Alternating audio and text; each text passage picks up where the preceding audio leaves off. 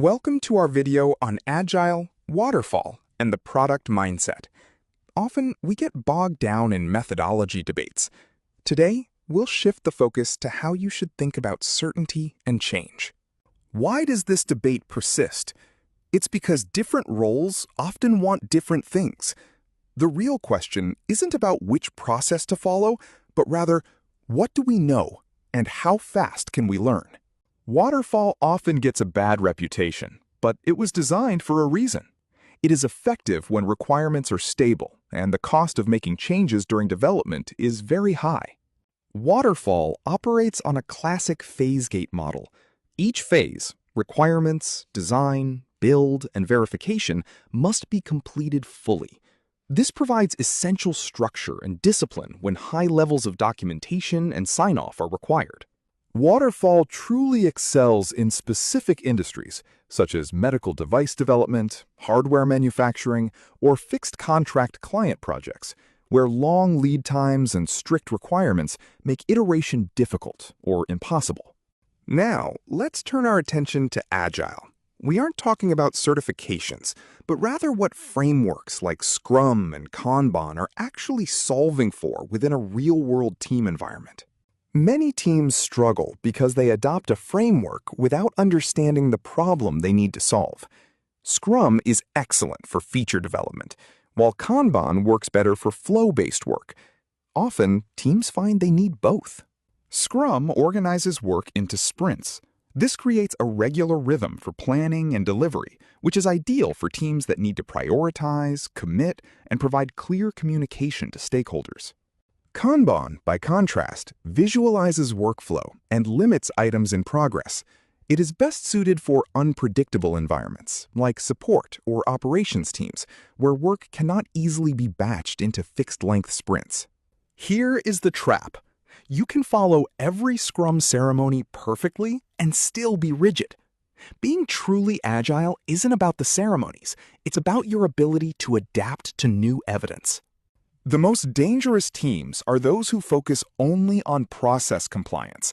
If your roadmap is locked and you never test your assumptions, checking off boxes in a sprint review is just theater.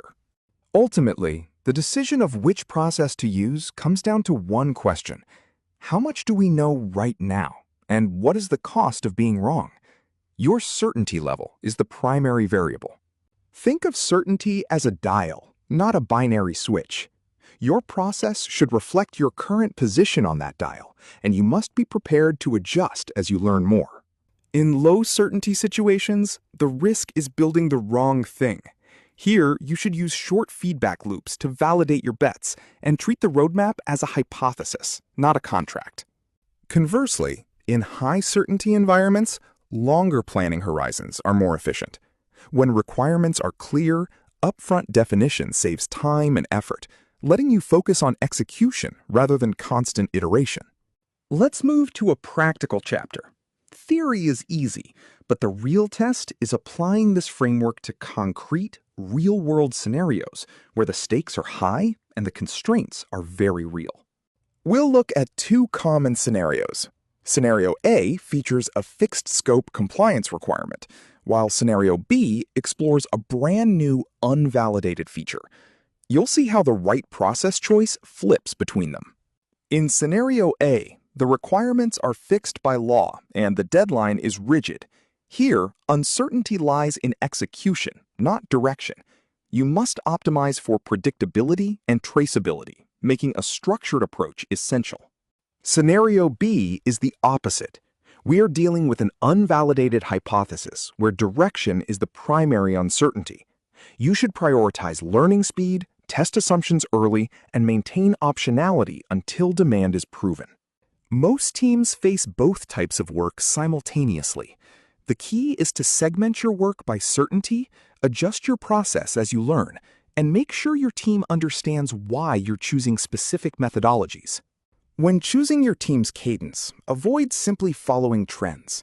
Instead, tailor your approach to your actual constraints, including your velocity, your stakeholder needs, and the specific nature of the work at hand. Consider your sprint length carefully. Shorter sprints drive more frequent decisions, which is helpful when you are navigating uncertainty.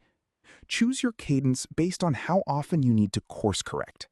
Beware of common mistakes, like blindly copying another company's cadence, treating your chosen process as permanent, or prioritizing personal comfort over the need for rapid learning and feedback. Remember that your cadence also dictates your rhythm with stakeholders.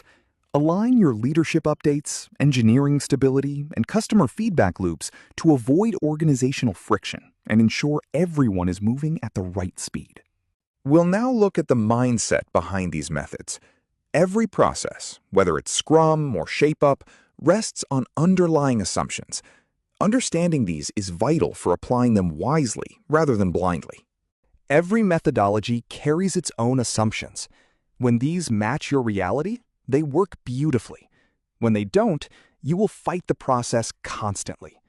Always evaluate if your process assumptions match your actual circumstances. Watch out for Agile red flags. If your long-term roadmap is untouchable, or if retrospectives are ignored, your transformation might just be superficial ceremony rather than true organizational agility. Conversely, avoid waterfall red flags. If you're refusing to gather user feedback or failing to revisit outdated requirements, you are likely engaging in risk avoidance theater rather than true disciplined execution. Let's summarize the framework. It's a mental model meant to guide your process decisions, whether you're joining a new team or defending your current methodology to your leadership team. Before you choose a process, ask 4 questions. How well is the problem understood? Is the solution clear? What is the cost of being wrong? And how fast do we truly need to learn? Let's look at how to map specific scenarios to your process choices. Depending on your certainty level, your approach shifts from rigid planning to flexible, exploratory work. This certainty framework is a lens for your daily work. Apply it when you are scoping new initiatives, negotiating roadmap commitments, or feeling that your current process no longer fits the team's needs. Before you write a story or set a sprint goal, diagnose your certainty level. If you have a known problem and a known solution, move to execution. If both are unknown, prioritize discovery and learning first. In delivery, have clear triggers for changing course.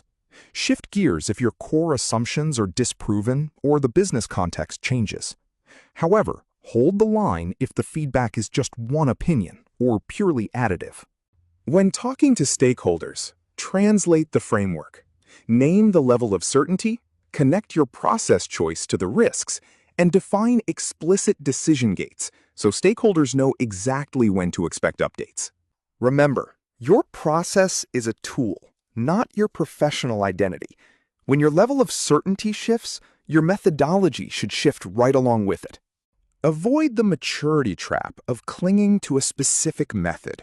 Whether it's Scrum or Waterfall, if you use it dogmatically, regardless of the context, you risk building the wrong thing or failing to learn.